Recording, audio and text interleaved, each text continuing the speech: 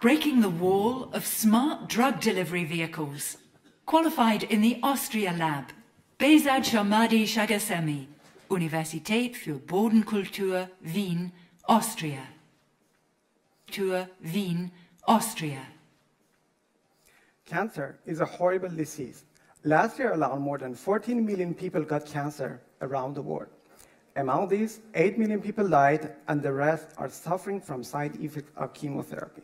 And these side effects start from hair loss, and in the worst case, leads to death of the patient. When I was a child, I saw a science fiction movie which amazed me a lot. It was about the journey of a group of scientists in a miniaturized submarine through the blood circulation system of a patient, and the mission was removing a clot in the brain of that patient. Here's a question. What if we are able to treat the cancer with a similar idea in the real world using a kind of nanogrenades that explode when they reach to the cancer cells? Why is that important? Because in chemotherapy, when the doctor injects a drug, that influences the whole body. But if we use these delivery vehicles, we can dramatically decrease the side effects of treatment because they can bring the drug only to the cancer cells while the rest of the body remains unaffected. Targeted drug delivery systems now exist, but one problem still remains unsolved, and that is control over the release of drug from these vehicles. Many scientists have tried to release the drug from these vehicles using external stimuli like laser and ultrasound, but the problem is these methods are not suitable for deep tissues. We use magnetic fields to externally trigger the release of drug from targeted drug delivery vehicles. Magnetic fields can penetrate through the body and are already used clinically for different applications. Therefore, we could treat cancer in deep tissue, like the brain cancer, which is almost impossible to remove by surgery. In order to use magnetic trigger, we need magnetic nanoparticles. And these nanoparticles should be small enough to fit in the membrane of these delivery vehicles.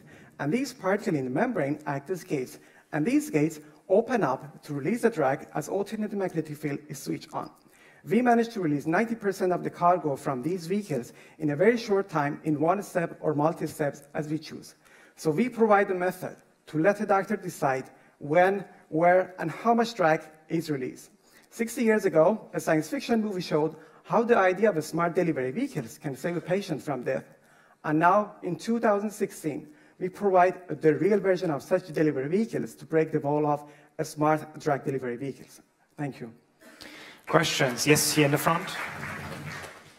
How do you direct your nanoparticles to the tumor cells? So, thanks to EPR effect and targeting.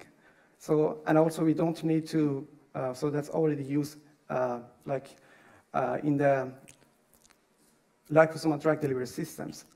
So they just accumulate in the body thanks to targeting and EPR effect. One more question here. How do you avoid that the immune system attacks your nanoparticles? So this is not something new. For example, we can pegylate the vehicles, and then we can make them invisible for immune system. Thank you very much. Thank you. Thank you.